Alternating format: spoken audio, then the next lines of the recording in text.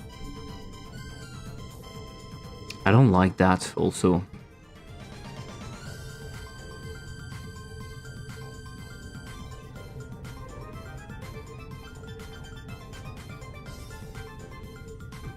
I really don't.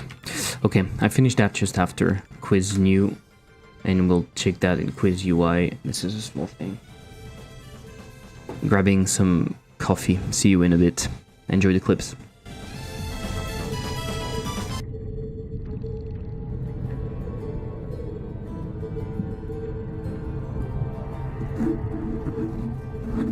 Okay. Oh, because texture mode is tile.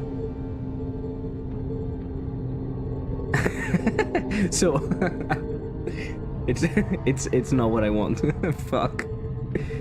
Oh my god, no. It's not what I want. So if you want to do a tire, if you want to do tire things, this is perfect. But this is not what I want. We can enter the ball. The goal, sorry.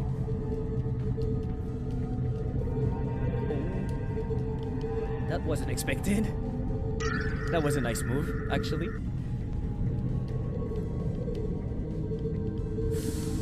Holy shit. That is stressful. Holy fuck. Now I know how to use the physics to my advantage. Okay, pretty easy. Starting to get a pretty good... Shit, pretty good grip.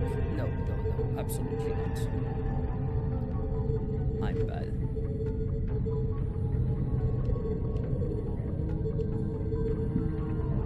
So I'm still unsure about the texts that I want to display, about what the worm is feeling. Maybe they should be speech bubble, actually. Because right now they are, like, I made them small panels, but it's weird, I think. So maybe they should be speech bubble. That the worm will tell itself. Okay, we made it. That's it. It's beautiful, right? It's beautiful. It's like a secret.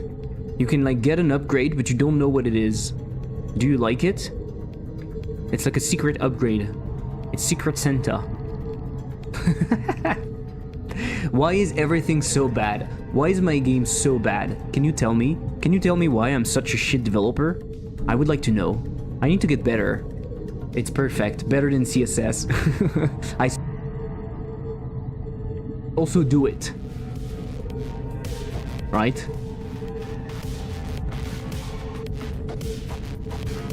You can do it. But no pressure. Maybe the ray should be way bigger. Should be 10,000 that way. Oh, it's not enabled!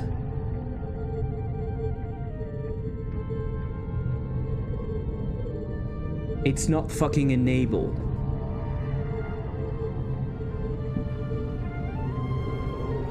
Can you do focus on my face camera, please?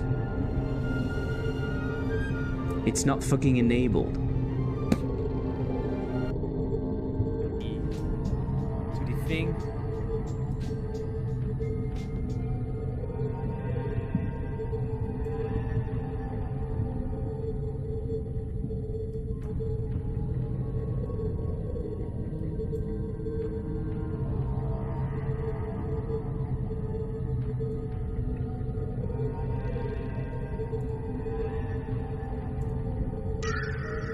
You can change the jump, so you can try to go outside all the time.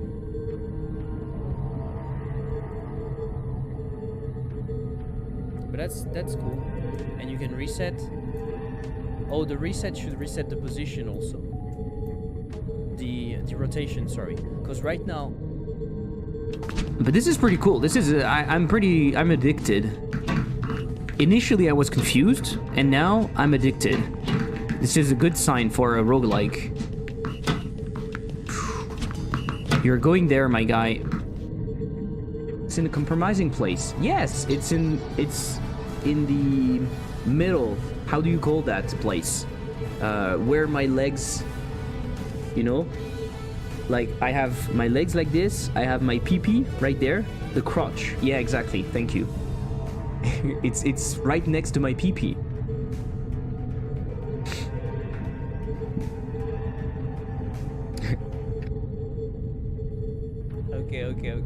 Okay. It's getting pretty crazy right now.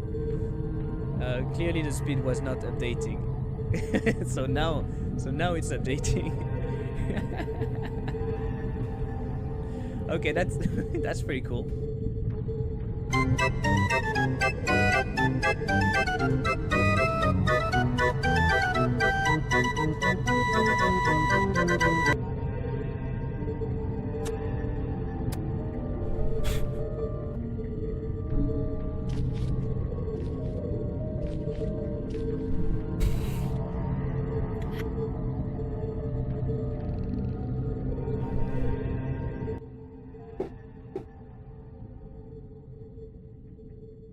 Welcome, B. All right.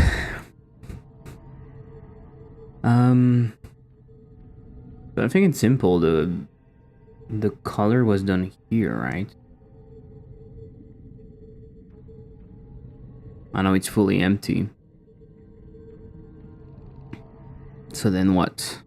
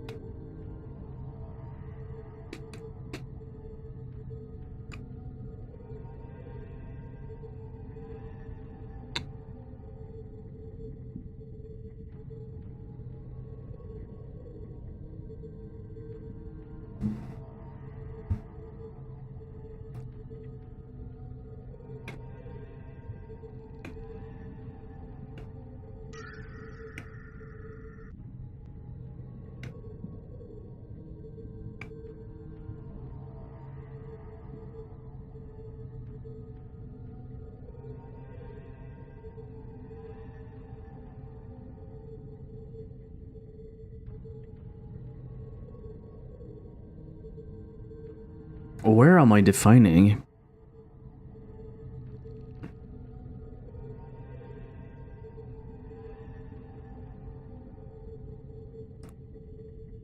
Oh, it's in here. Yeah, I really don't like that. Hey, 115 on YouTube, hello. So we are not using this, right?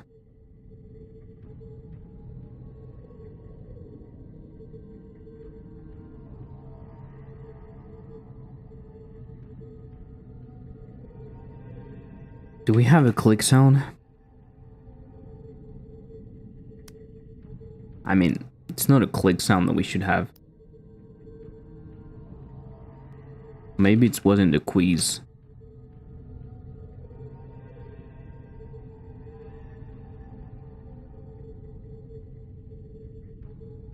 It's a boom.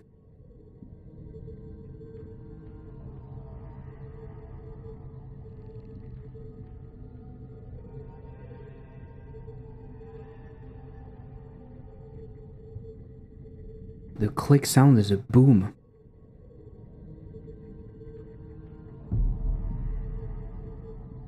Okay. Hey Baba, thank you for the raid. How are you? How's the game going?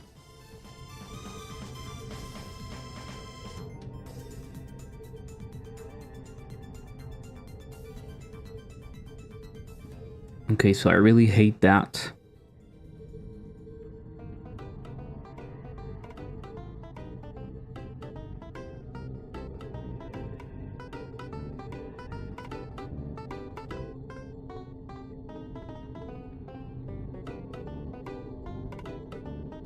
Yeah, it makes more sense.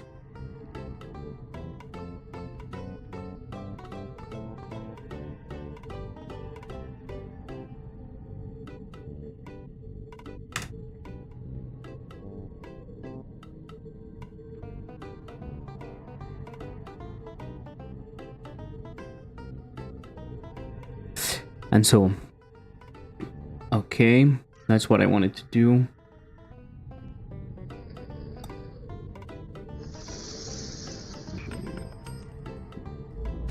This was absolutely not.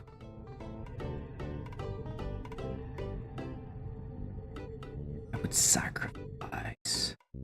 That's not what I thought. Hey, Wom. Always be the main art for lexispell. It feels like it was something else before, but maybe I'm playing wrong. It was not always, no. I changed it I changed it at release, I think, because I didn't have it before. So it took quite a while. The artist who made it took quite some time. So actually I changed it like at release. Good, just finished the reimplementation of the combat, so it was debugging a little bit before going on the next task. How's it going for you? It's going great. I have too much stuff to do and not enough time, but other than that, it's pretty good.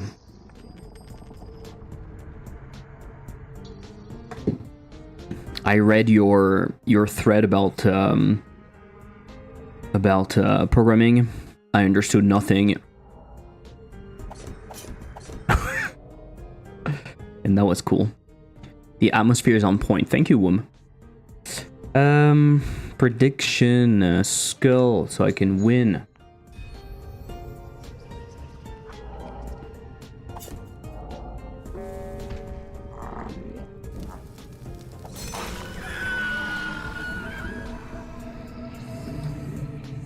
Okay. A situation where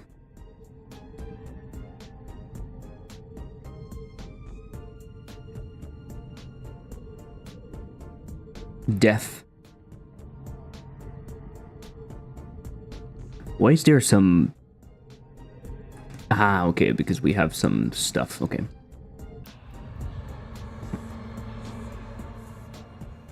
Okay, that's much better when it's faster. I prefer it. I prefer it so much more.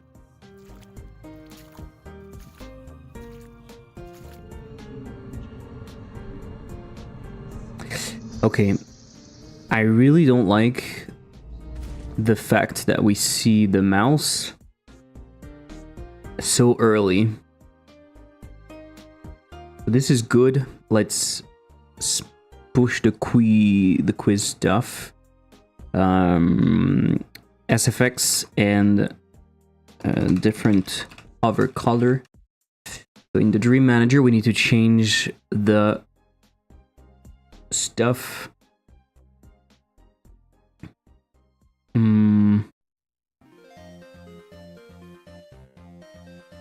Are they... Maybe it's the dream itself that actually changes that.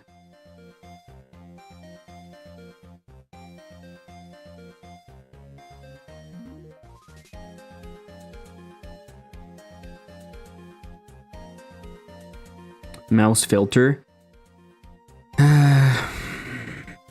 That's not what I thought. Was basically saying like an API that are nice to use, still gives you full access to lower level, because you can use the underlying algorithm no matter the data structure. Okay, okay. Okay.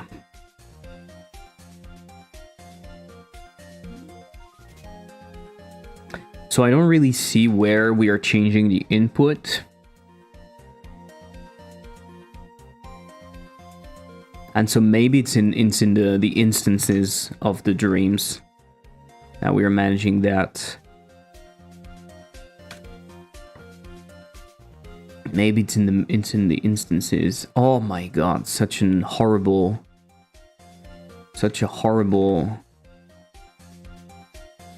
Oh yeah, it's in the capture mouse and everything. Okay. So this is unacceptable.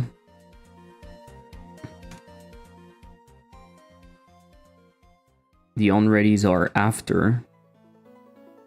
The vars are in the middle.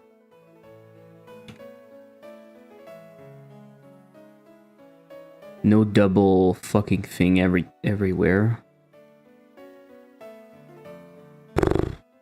If you're wondering why it's like that, it's because I'm working with someone else. So it's not always how I would do it.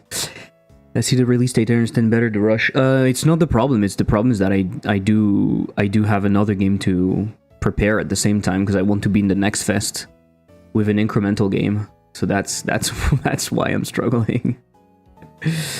But thank you. I appreciate.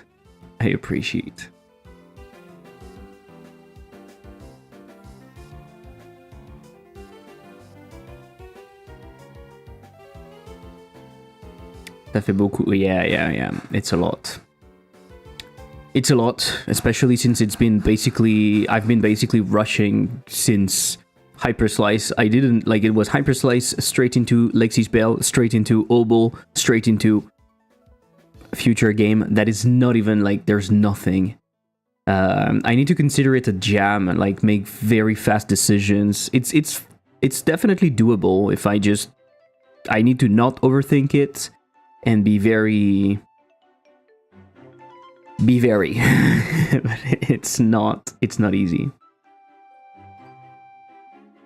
So the problem is that we are capturing the mouse. I don't understand how this can be. Oh my fucking god.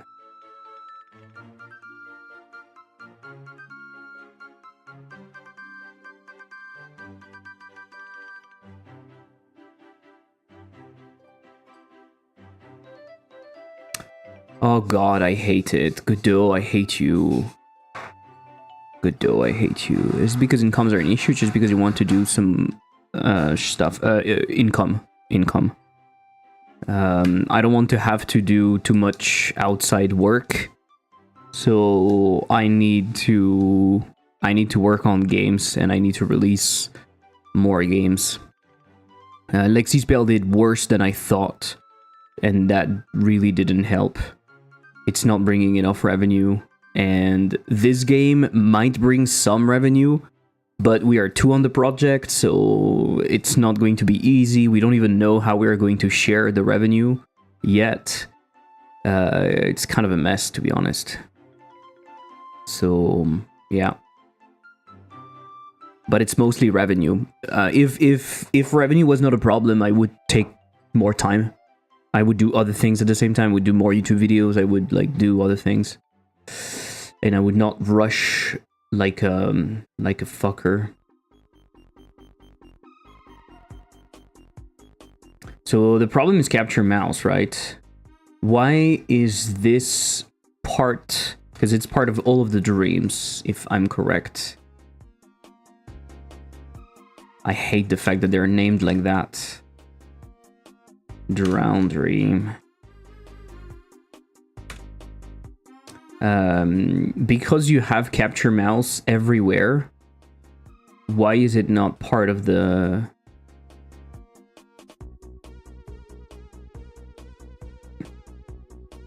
Why is it not part of the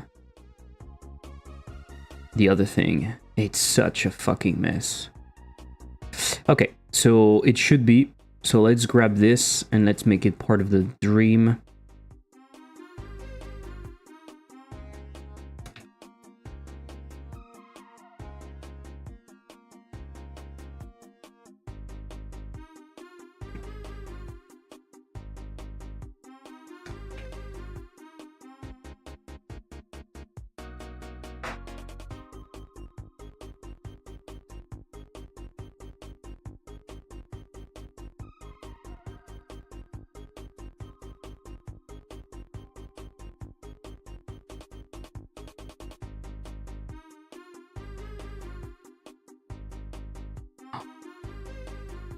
This is unacceptable. Unhandled input is before process. Skigagirl. Do you have a release in here? Release mouse? So release mouse is doing it too early. I think we should have the mouse back when it's actually finished. I don't know if you agree. So the dream manager is doing the wipe reveal, enter duration, exit duration, and we are restoring the game. And I think when it's finished, we should release the mouse, which doesn't exist in here. It's fine, it's fine, it's fine. Let's create the function, release the mouse. This should be part of the cursor manager, by the way. But we are not going to be too difficult. Let's rename that whole dream. Obol dream. I have a few rules in how I set up stuff. Animation player is usually at the bottom. World environment is the last node. All of the sound effects are usually towards the bottom. The camera is at the top. The overlays are at the bottom, like, and I just follow the same rules every time. That way, even if I don't remember what is inside of a scene, I can parse it really easily. I just look at it briefly and I'm like, oh yeah, okay, I remember what this is, where it's supposed to be, etc., etc.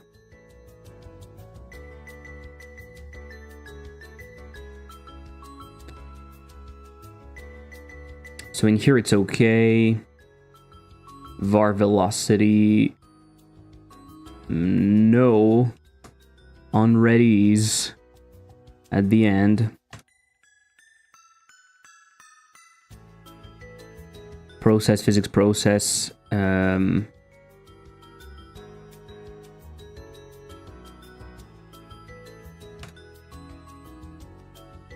That at the end. Disable input, enable input, unhandled input. Not here. Okay.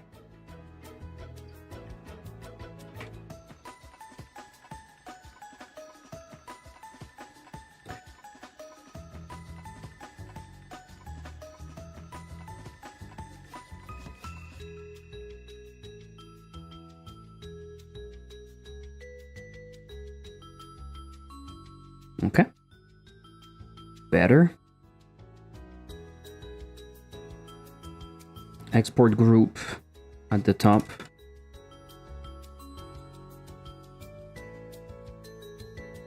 In the middle.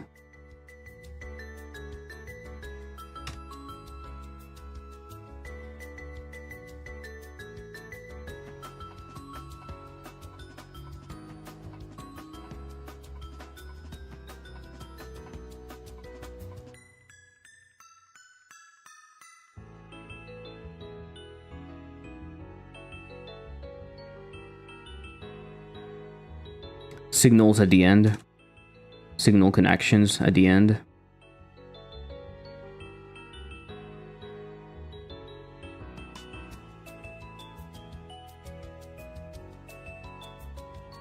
The fuck is this?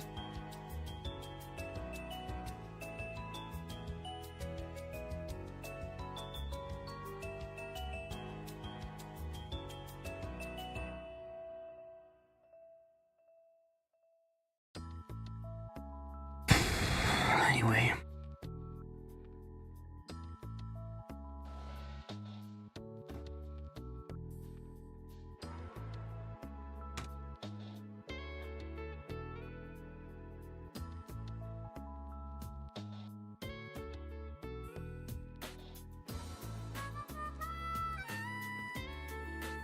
And so we still have a problem.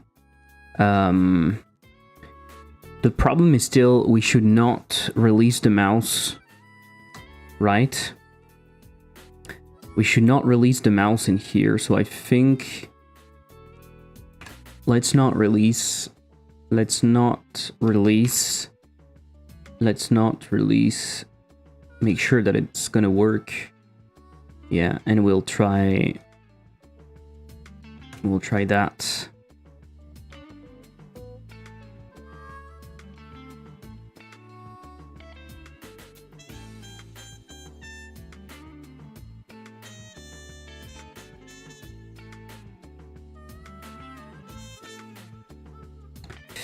Okay,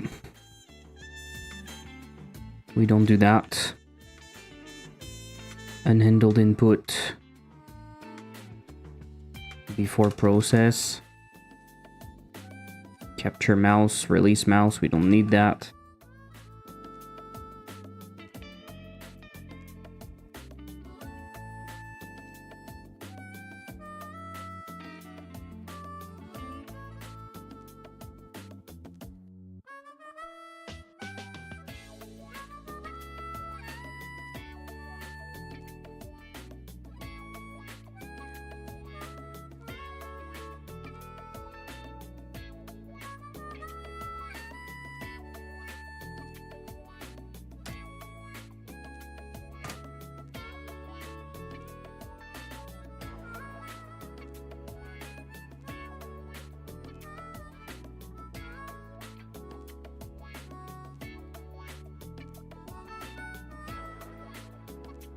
Capture release, we don't need that.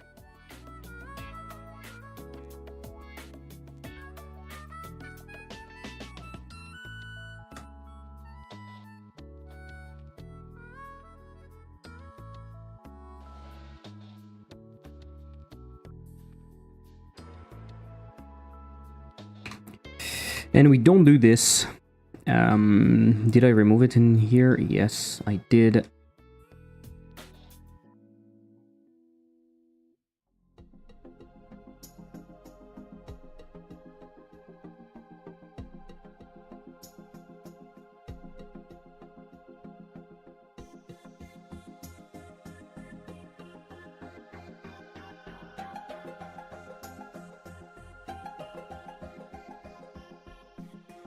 We could class name them, honestly.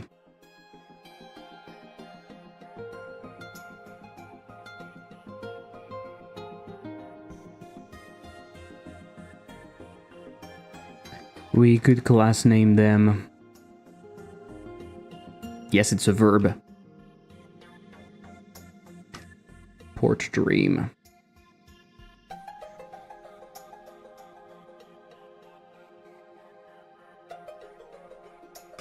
Drown Dream. And Office Dream. Okay, cool. So, it means that the Dream Manager releases the mouse when we are done. I think it's going to be better. It's going to be better because it's going to let us appreciate the end. I think we should cut to black when we are hitting the fish, but we can see that. Prediction skull.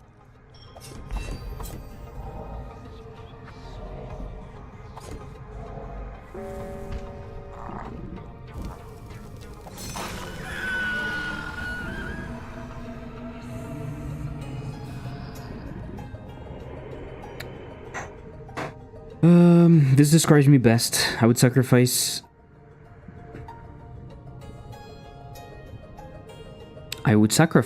It's the sacrifice, right?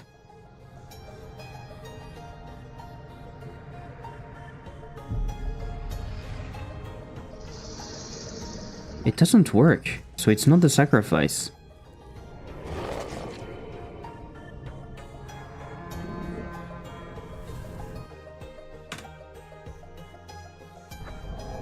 Maybe I'm confused.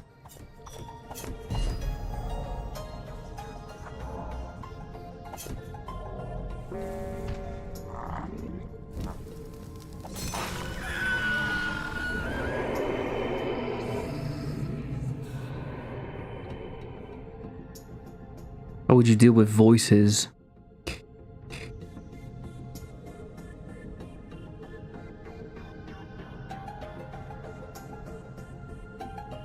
You know what we would do? The questions, they should be light blue so I can say something. So I can see it.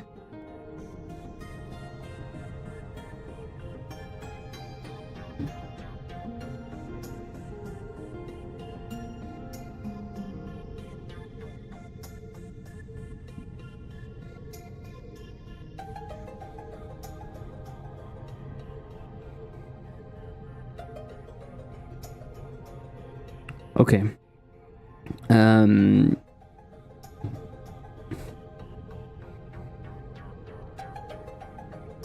Yeah, what the voice is calling. No matter how much I miss you.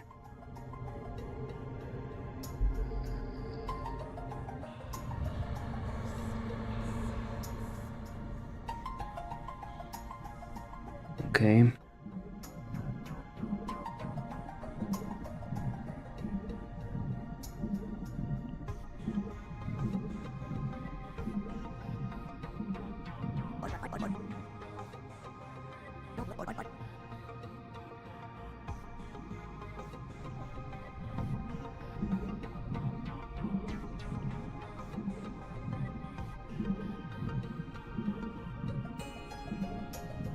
Okay, I need to think about the fact that it's in the chasm, right?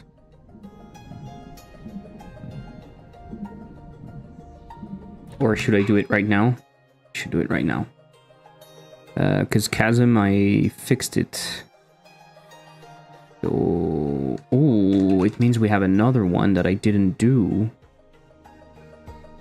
No. It's the drown. Hole.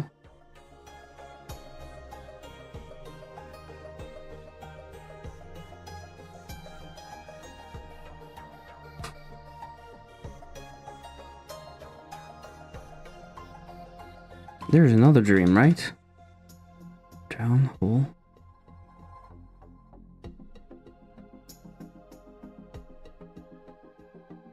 Of his port hole? Why do we have two holes?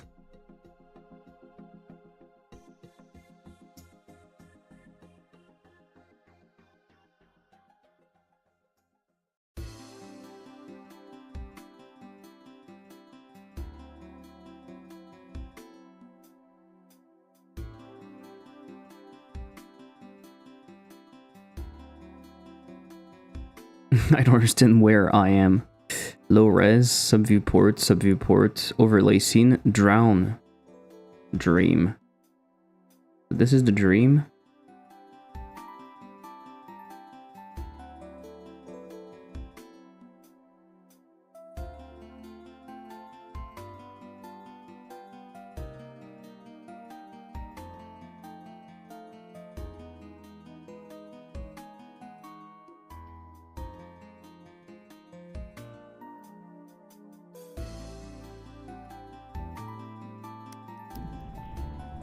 But who's giving us the who is giving us the chasm stuff? Message chasm. Who is doing that?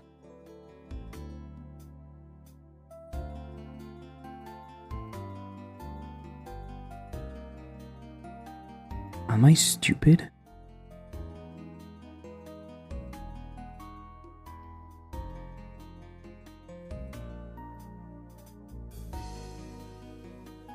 No, but there's something that doesn't work here. Oh. It's another one. But it's written drown dream and oh my god. What a mess. Okay, so this is chasm dream. That's what I thought. And what's the name? Showing file system. Chasm dream. Okay, I missed it. Some fucking reason I missed it. And we have the dialogues emitter, the dream ender. Okay.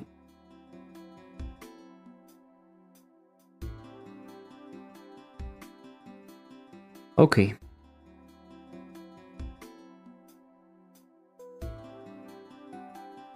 It's the same as the whole dream. What a fucking mess.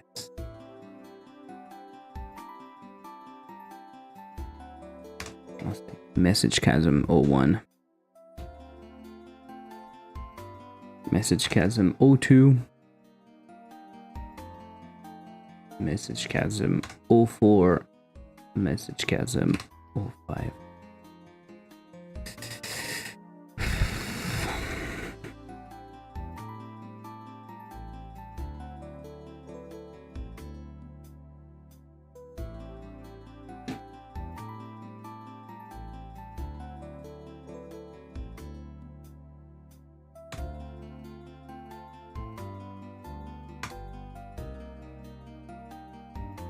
What a mess.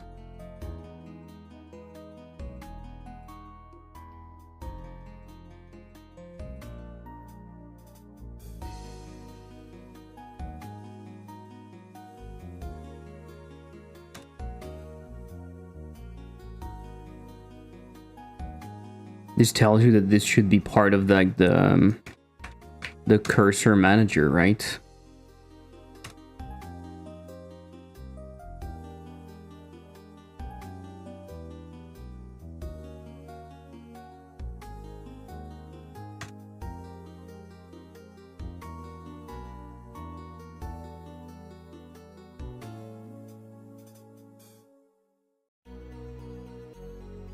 So even in here, it shouldn't exist.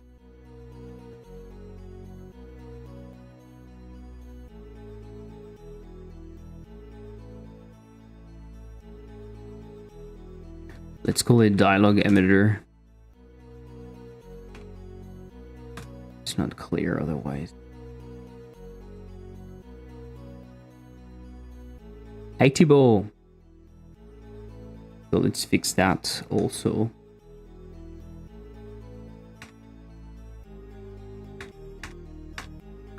Hey Thibaut, how are you doing? Thank you for the raid. What's up?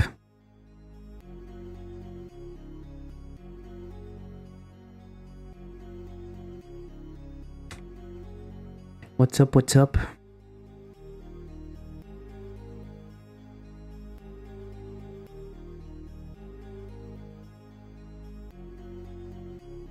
Okay, cool.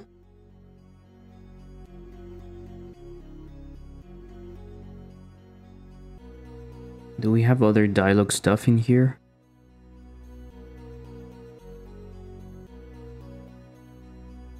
We do. Dialogue emitter. Let's do it again.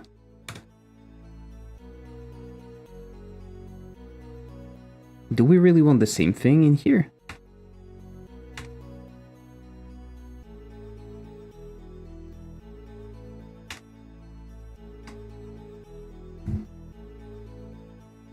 Okay.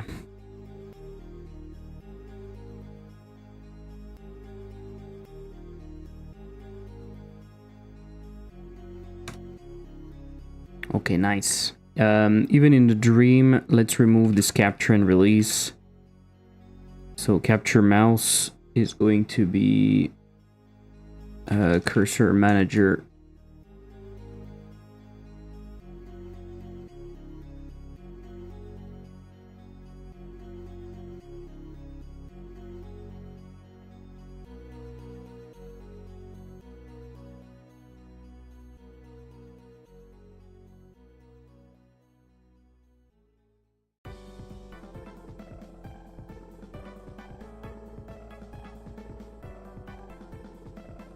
Okay.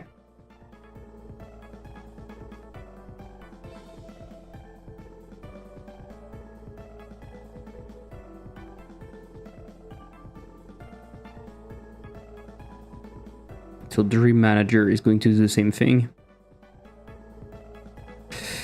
Dream Manager is going to do the same thing.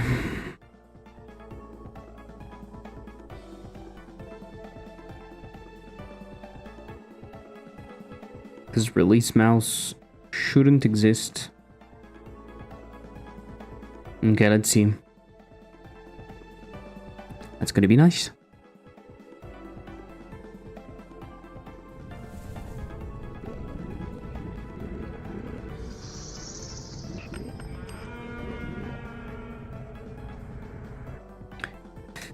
Okay, prediction Kraken.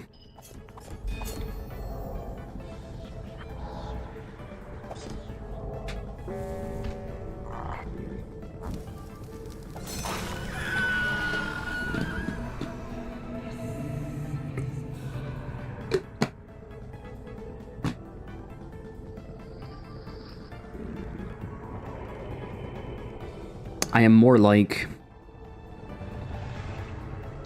tentacles that drown.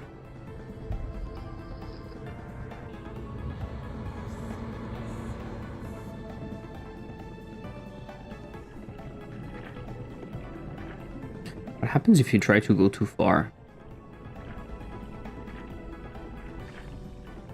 You end up drowning.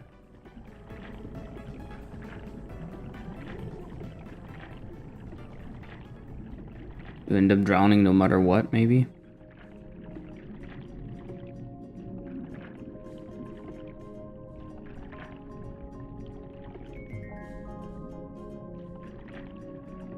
What?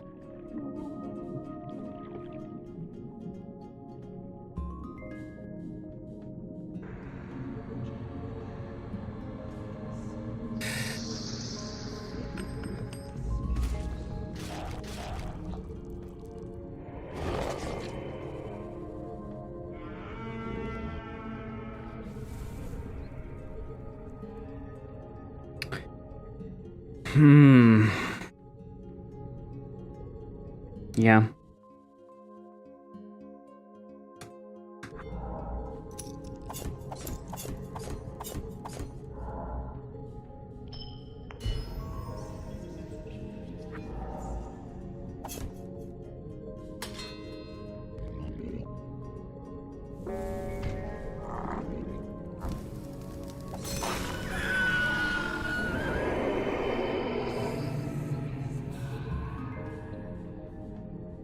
Okay. Basically, it's the ending every time that is not crazy interesting. I think when you drown, it's the one that is the least cool, because you should see like the fish. The fish should be... Is the fish doing something? I don't see anything.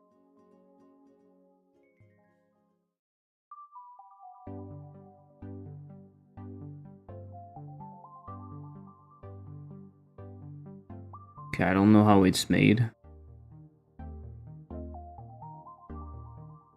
Maybe it's not that.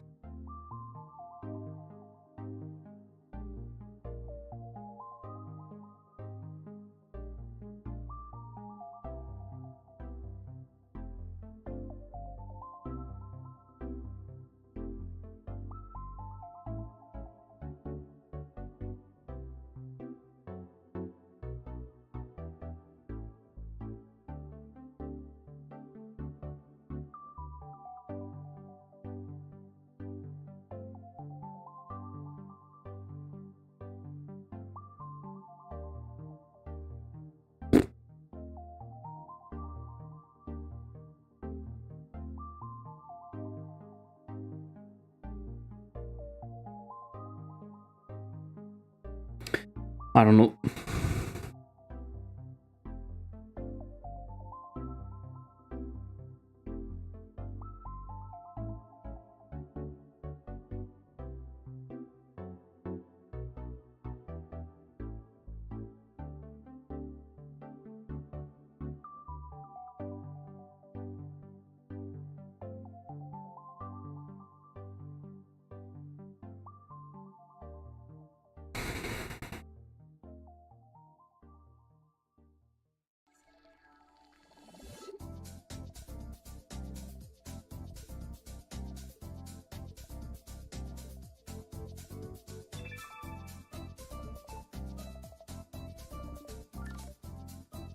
Yeah, okay.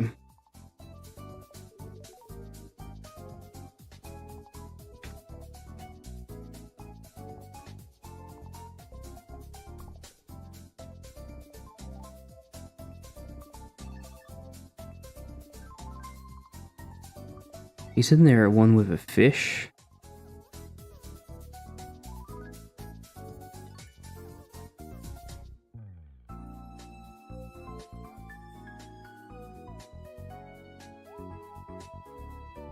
I didn't do anything with this one.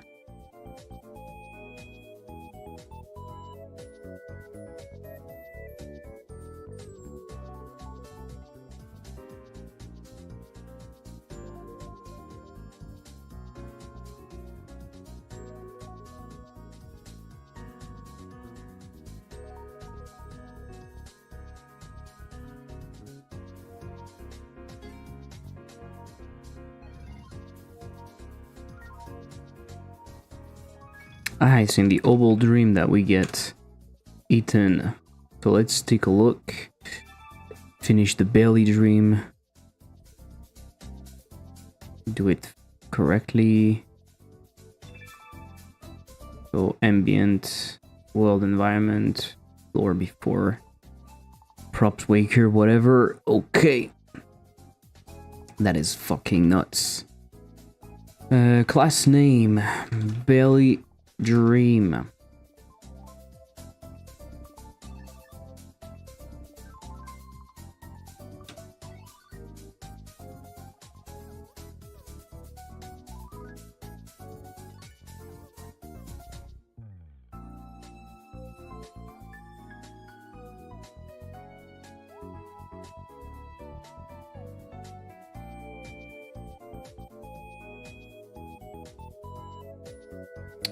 So in here, cursor manager. Hey yogurt, how are you doing? We don't do this.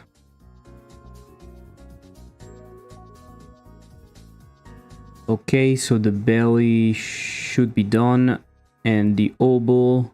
So the obol, what I want, on coin body entered, you play the animation player attack. The main problem that I have with this is that we don't necessarily see it, so I think we should have a function called force camera look at fish, something like that, and it should be what is the camera that we have at that moment? We have this camera 3D, right? Do we have a reference to that shit? Do we have a reference to the camera? We do. Camera. So we can simply do look at shit, right? I'm fine, thanks. Need to find some time to watch your juicy course. Let's go. Let's go. It's on sale at the moment, by the way, if you're interested. That is not the right link.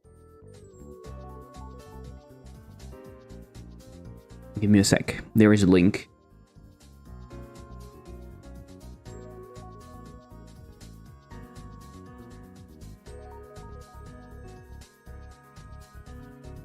Juice, please. You can use that to get it on sale. It's very much worth it.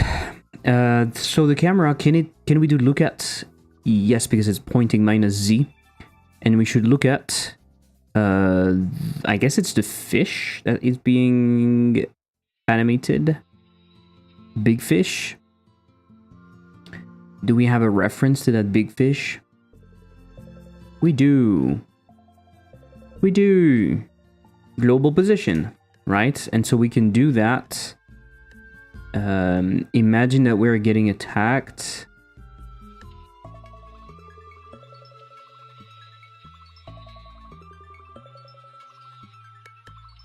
At least here.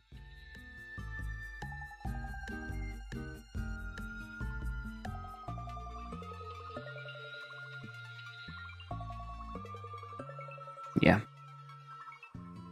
Let's do call method track.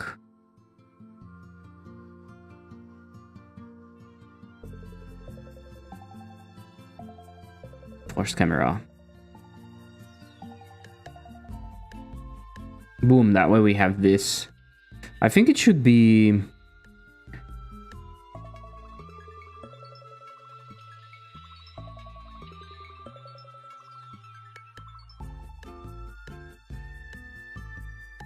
You don't know that you're going to be here, right? I purchased it some days ago. Ah, without the promotion, without the discount?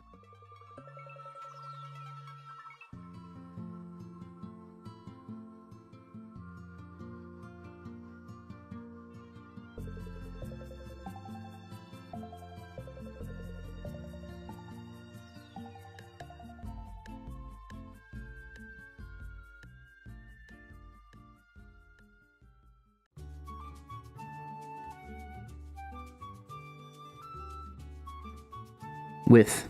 Ah, cool. That's good then.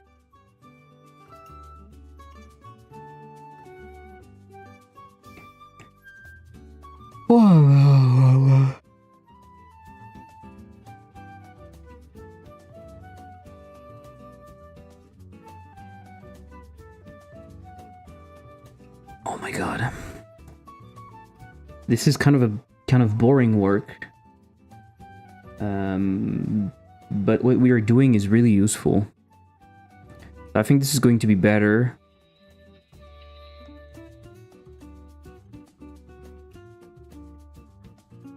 I think this is going to be better. Maybe what we should have is at the same time we should disable the input or something. Right?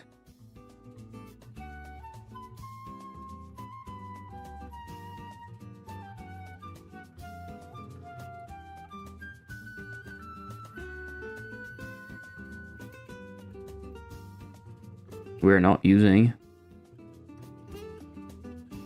Input enabled, we're not using it.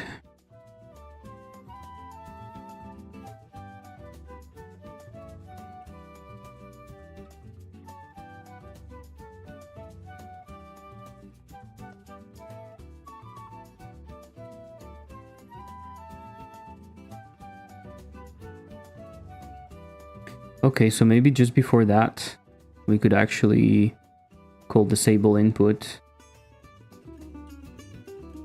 Right? The fuck?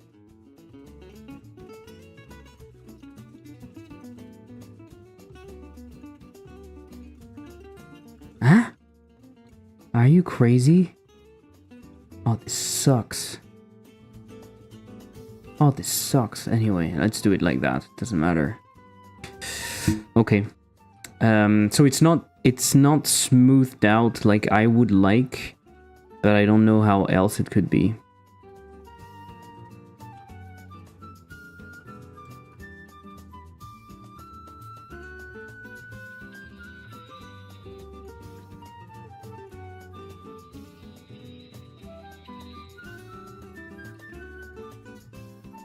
I think it should go further, to be honest. Don't you think? That the fish should go further.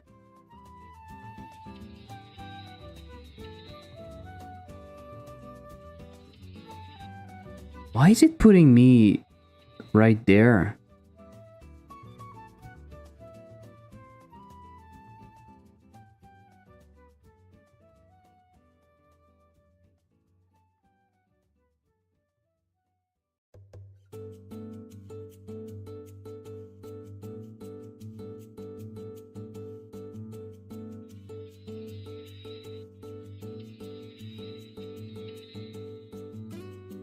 Okay, and based on that, you call wake up, which is a function from here, right?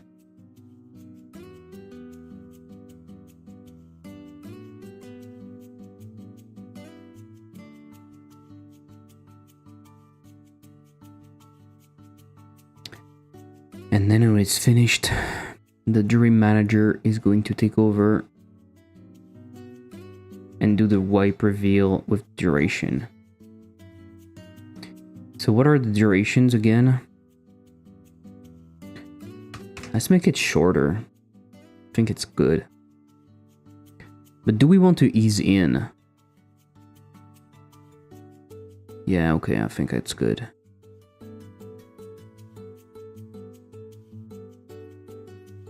Maybe it should ease in, not with a sign, but with something a little bit more like trend squad.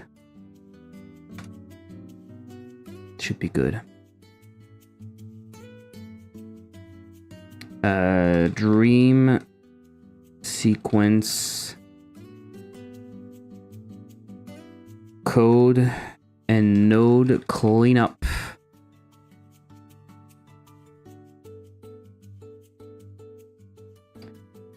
So, actually, this is not what I wanted to do, but there is something we can try.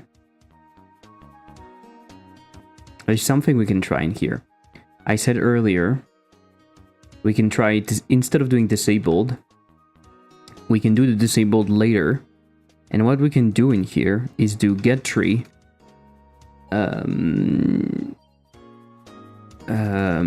No, engine. Speed scale.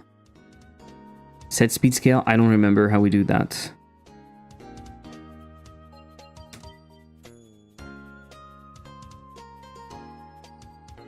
What? How do we do that?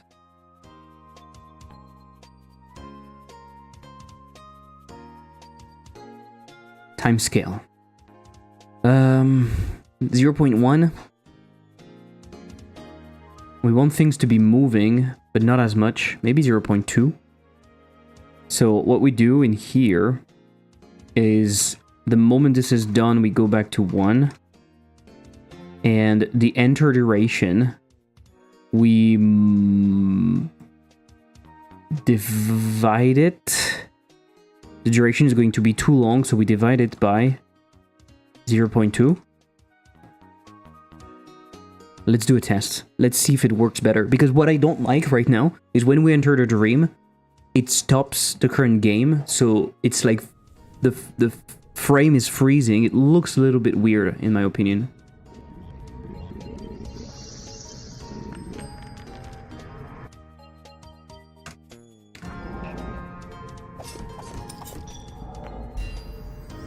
Let's see if we can do better.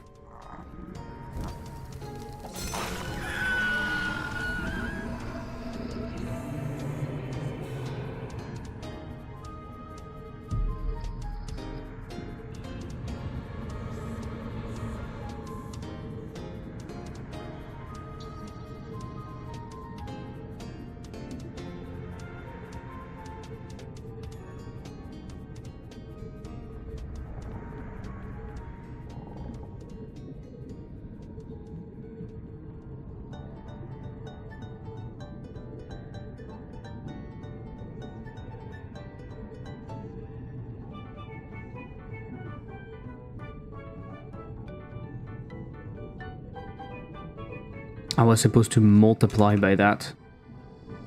It's taking forever now. But 0.2 might be too small. It might look like it's actually... It might... No. Nothing. It might look like everything is frozen, to be honest.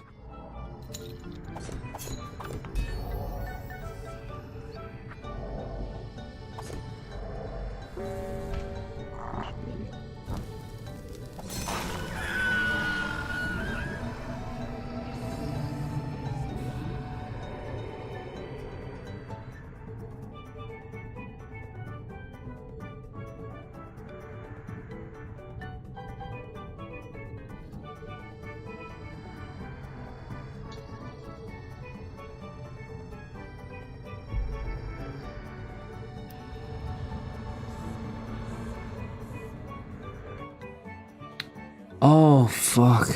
It doesn't work. It's a freeze frame. It's a freeze frame, so it can luma wipe.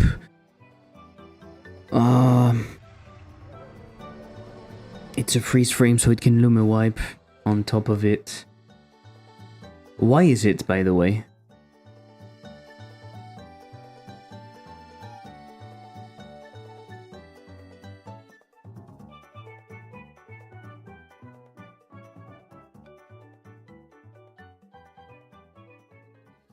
It makes no sense.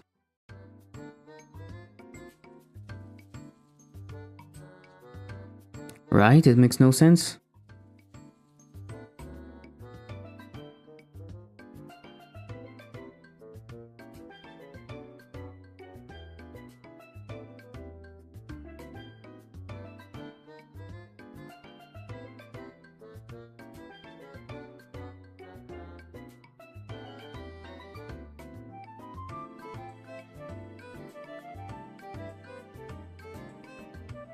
Why are you doing it on a snapshot?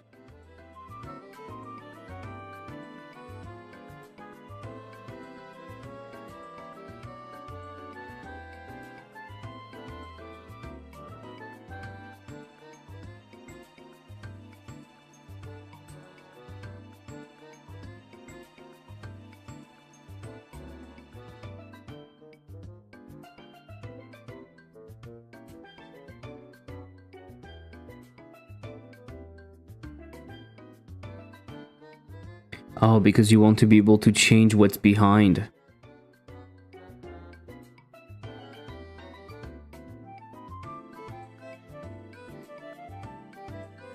You want to show what's behind. So if you don't do that, you want the new game to dissolve, so it would need to be on top for a moment. Okay, it's a lot of work to modify what has been done, but it would be possible. Temporarily, you would make the scene higher Z index, and it would not be considered. It would not be considered. Okay, you would do that with viewports, basically. To have a live scene of what's happening, we could use a live render inside of a viewport and use that as a texture.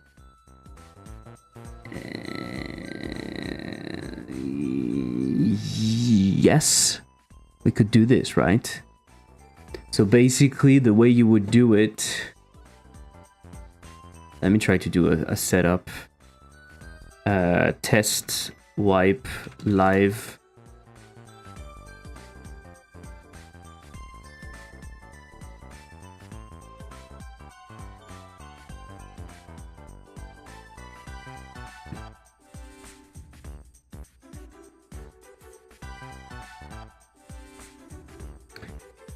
You would have a viewport. Maybe you can have... I don't even need to do that, right? I know it works. You would have a viewport. Instead of having a freeze frame, you would have the viewport rendering the thing that you want on top.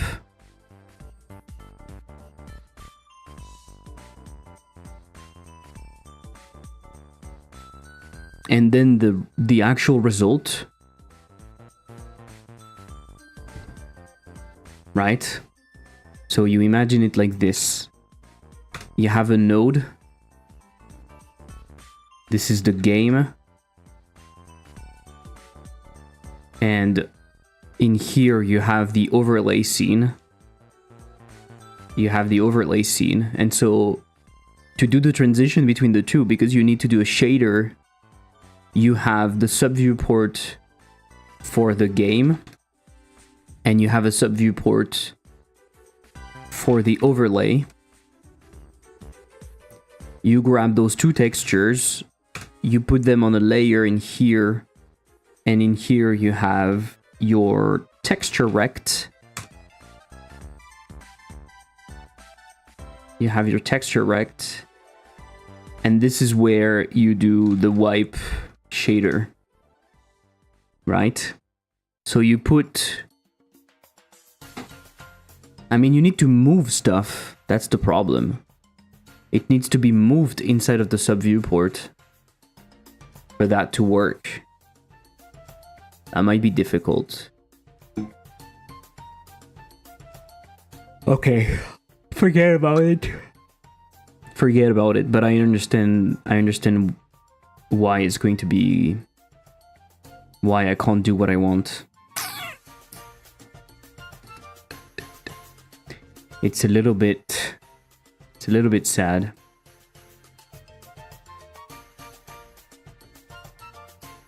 It's definitely doable. It's definitely doable, but I don't know if it's worth it. So we are going to keep it like that. Thoughts on what I sent? It's pretty cool. It's pretty cool. I don't even know what the game is about, by the way. Maybe you told me, but I forgot. I can move that to the recycle bin. It's not useful. Feeding the big ducks. Okay.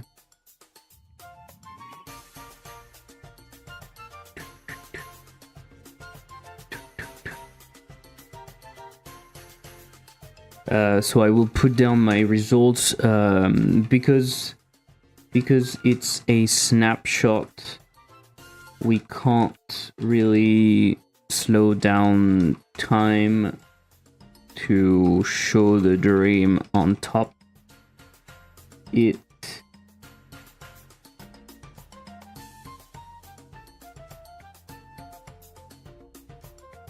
it would be cool. I mean, maybe we could reparent the entire dream. That would still be difficult.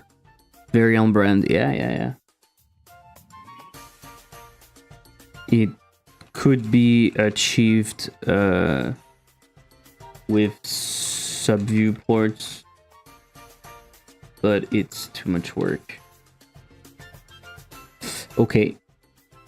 Sad.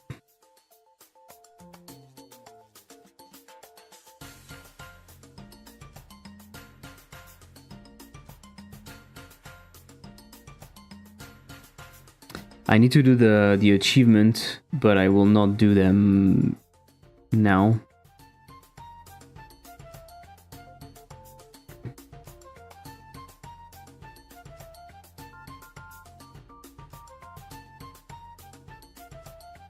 Prevent using an upgrade if it can't be used. I think it's done.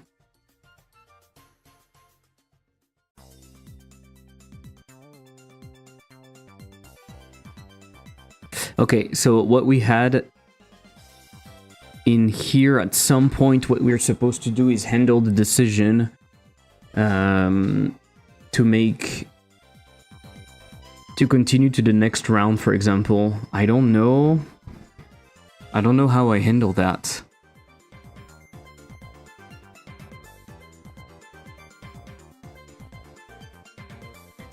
I don't know how I handle that. Maybe I'll let it do my maybe I let it do. We only increase round if the player's lost.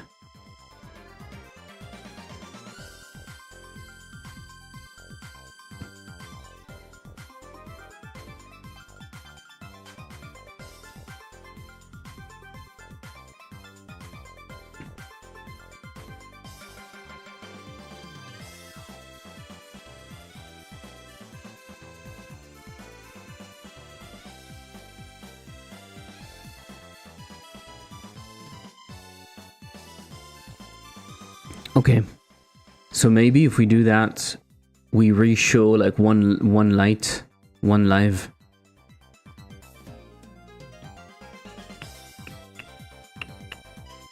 But I need to find a way to test that. I need to have a way to go to that decision much faster. I don't know how I will handle that. But basically I would set the lives. Let me try to write that down. So bonus round. For the bonus round, maybe what we do, I guess we change the environment a little bit. Let me put that over there. Change the environment. Scarier, more red. Re-enable one life.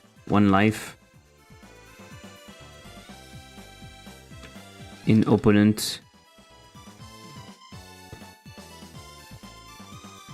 And we create new round. I think we do it at that moment, because otherwise it's going to be a problem. So the rounds are defined in here. Right? The rounds are defined in here. And maybe we have... What the fuck? Maybe we have, like, round bonus. It's an array. It's not an array. It's a dictionary. The fuck? It's a dictionary. I think we don't have a lot of caps. We might have like 6 caps. And maybe because it's bonus, we can actually bet everything. Maybe we can bet everything. We have 0 upgrade, that's for sure. Predictions 4, caps max bet. I don't know if we can bet everything. I don't think so. We can play around that. But the round bonus is added whenever we want to go to that next round. So we display the win decision. And on win decision made, we go somewhere. Win decision win. We finish the game normally. Bonus round, we do something. And shotgun, we open the box. So this is actually quite... This is done, right? So win, shotgun, and next round. So there is next round that we need to try.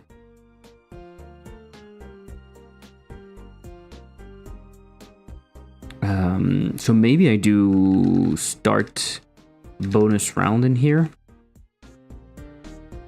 And I define that somewhere around here. Start bonus round.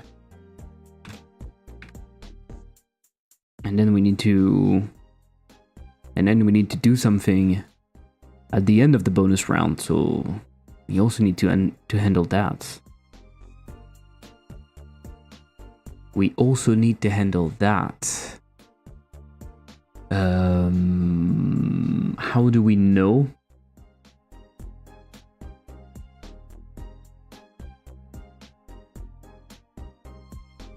Good question. Good question.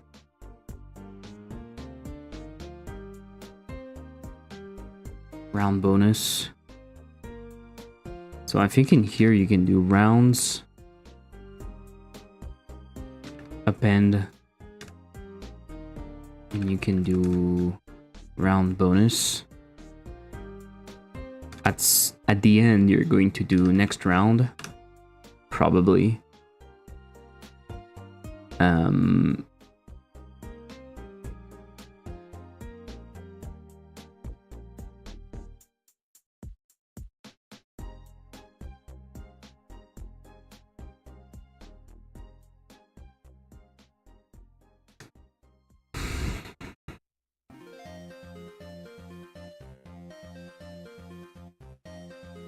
State becomes playing again.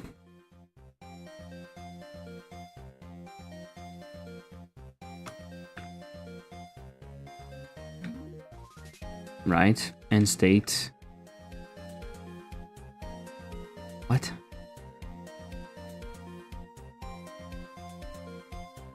State none. I'm confusing something. Playing. We probably re-enable stuff on table. I don't remember where it was, but I guess we don't see the same thing. And then we would go to next round.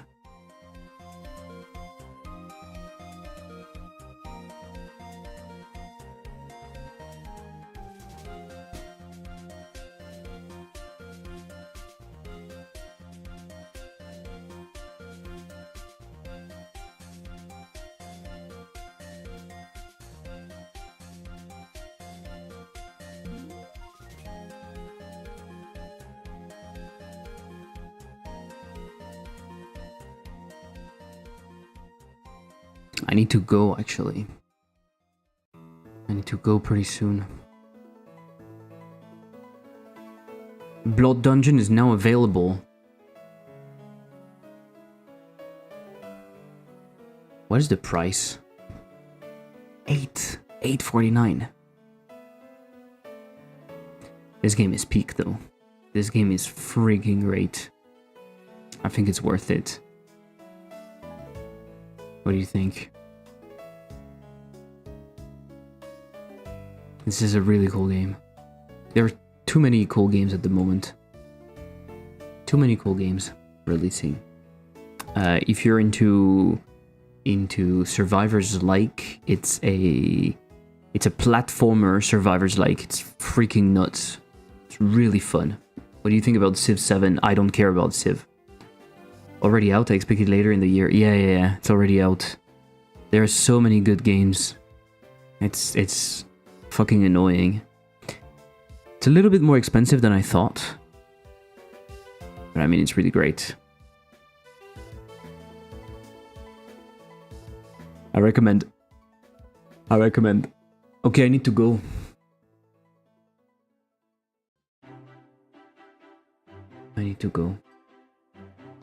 I don't understand why Thibaut is live, even though he raided earlier today. What the fuck happened? You know what? Let's raid DevNut.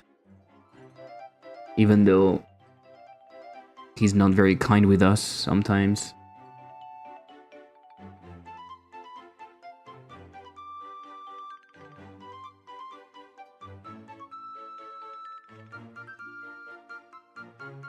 He does that when he goes to pause sometimes. Oh, okay.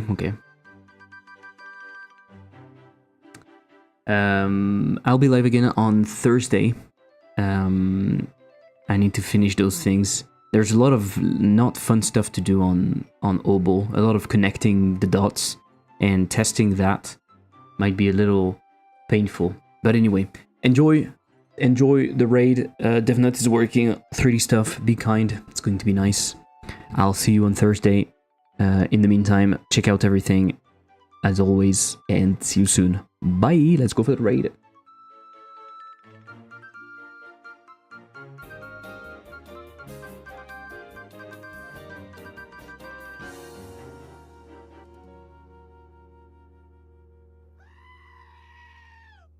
Elliptic, what is wrong with you? Yo, welcome to the stream. Yo, what's good?